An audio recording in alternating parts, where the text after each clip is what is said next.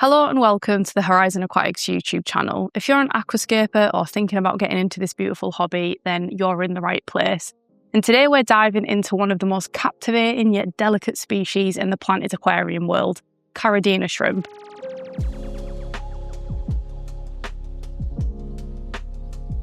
And we've already made a full guide on Neocaridina, and while there are many similarities, Caridina care comes with some unique challenges, from water parameters and diet to breeding and long-term health. So we're going to walk you through the key differences that will help you keep your Caridina shrimp thriving and healthy. So Caridina shrimp are native to soft acidic streams and rivers in southern China and Taiwan, with some species also found across Japan and parts of Southeast Asia. The famous crystal red shrimp, scientifically known as Caridina cantonensis, was actually developed through selective breeding from wild bee shrimp in Japan in around the 1990s. Their natural habitats are usually cool, high-altitude mountain streams with very soft water and a slightly acidic pH. And understanding where they come from gives us a clear idea of the water conditions that we need to replicate in our aquariums. Over the past 2 decades, shrimp keepers around the world have created countless colour morphs and patterns, and today Caridina are at the heart of a thriving global community of breeders and aquascapers. One of the reasons that Caridina shrimp are so sought after is their incredible variety of colours and markings. The crystal red shrimp with its bold red and white bands is probably the most famous. Then you have the crystal black shrimp, which displays a dramatic black and white contrast. There is blue bolts, which are loved for the soft pastel and blue mottling. More recently, varieties like King Kongs with their jet black bodies and crisp white markings, wine reds with their deep burgundy tones, and Shadow Pandas with their striking dark blue, black and white patches have become incredibly popular.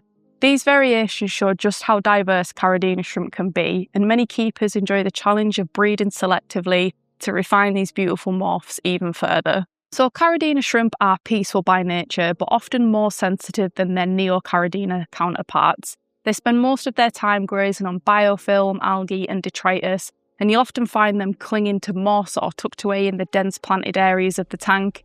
When they're stressed or during molting, they tend to retreat into hiding, which is perfectly normal. And their behaviour reflects their natural stream environments they come from, where they would spend much of their time sheltered amongst roots and rocks and plants to avoid predators. Just like Neocaridina shrimp, Caridina shrimp are excellent little helpers in the aquarium. They're constantly grazing, which means they're naturally removing biofilm, soft algae and decaying organic matter. They won't solve algae blooms on their own, but their role as microcleaners contributes to a healthier, more balanced ecosystem, especially in planted tanks.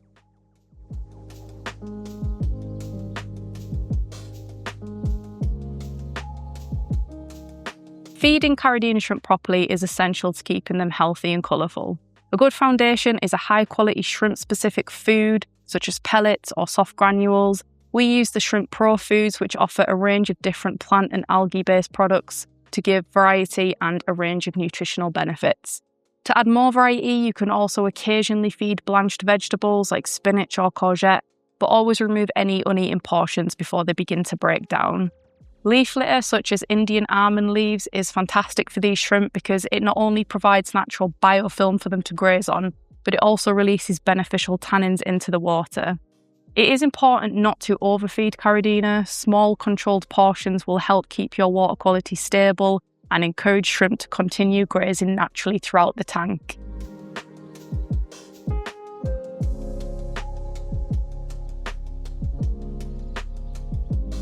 So now we get to water parameters, and this is where the Caridina shrimp really stand apart from the Neocaridina species.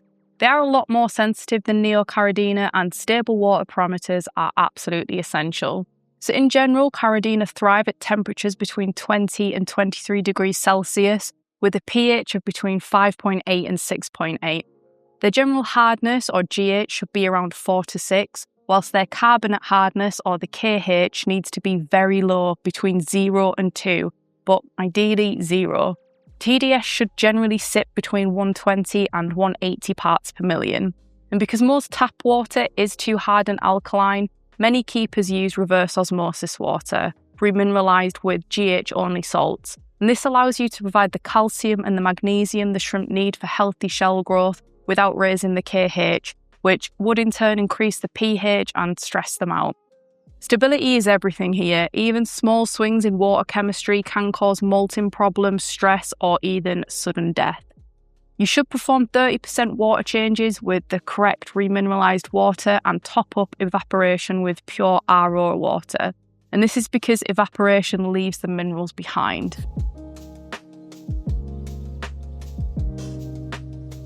So as we've mentioned, Caridina shrimp are extremely sensitive to changes in water parameters. So proper acclimation is a must, and the safest method is called drip acclimation. And this involves using airline tubing to slowly drip tank water into a container that's holding your new shrimp, usually over the course of 1 or 2 hours. And this gradual process allows the shrimp to adjust to new conditions without shock, greatly improving the survival rates. Because Caridina shrimp are delicate and quite small, in fact they're a little bit smaller than Neocaridina, it is important to be selective with their tank mates. Tiny peaceful fish like ember tetras, small rasboras or otocinclus can work, but even then baby shrimp are at risk of being eaten. Snails and other non-aggressive invertebrates are generally safe companions, so if your goal is successful breeding, it is best to just have a shrimp-only tank where your colony can grow without disturbance or predation. So breeding Caridina shrimp is definitely one of the most exciting and rewarding parts about keeping them, but it does require patience and stability. Females are usually larger and rounder than males, and when they're ready to breed, they develop a saddle where the cluster of eggs would sit, and this saddle is generally visible behind the head.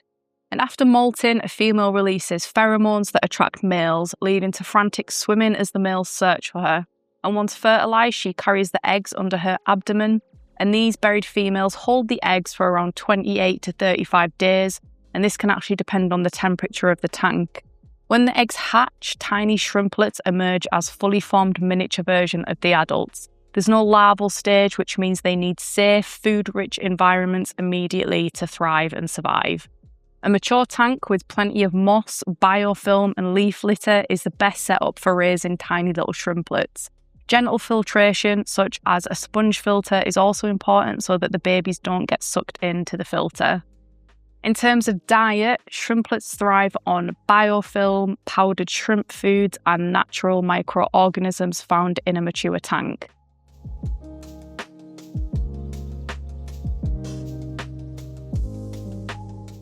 Consistency is absolutely critical, and again, sudden parameter changes and stress often cause females to drop their eggs or shrimplets to die off. And again, small regular water changes with remineralised RO water is far safer than large infrequent ones. But with the right conditions, Caridina shrimp will breed steadily and you will see your colony grow over time. Watching a group of shrimplets develop into a thriving, colourful colony is one of the most rewarding experiences in the shrimp keeping hobby. So like any sensitive species, Caridina have their challenges. Molting issues are common if their mineral balance isn't quite right, especially if the GH is too low. They are also highly vulnerable to poor water quality, ammonia or nitrite spikes, and these can be fatal within hours. Copper is another danger, which is in some medications and treatments in larger amounts, and it can even be poisonous to shrimp. So always check the ingredients in the products that you're using, especially medications, if you are to use it in a shrimp tank. Breeding success can also be low if the water conditions aren't stable and if they're under stress, or if their diet is lacking variety.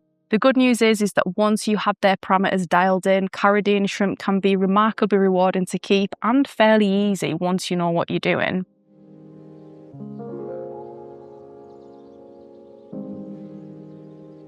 To summarise, success with Caridina shrimp comes down to stability and attention to detail. Regular testing helps you to stay on top of water quality, and simple equipment like sponge filters or a TDS pen, making sure there's moss in the tank, can always create a safe and natural environment. Always use shrimp-safe products free of copper and other harmful chemicals, and avoid mixing different Caridina morphs unless you're experienced with selective breeding. Providing plenty of hiding spots and maintaining a gentle flow, and you'll give your shrimp the best chance to survive. Caridina shrimp are without a doubt one of the most rewarding species in the hobby. Their vivid colours, fascinating behaviours and delicate beauty make them a true highlight of any aquascape. But they do demand careful attention and good conditions, and if you're willing to put in the effort, Caridina shrimp can quickly become the star of your planted aquarium.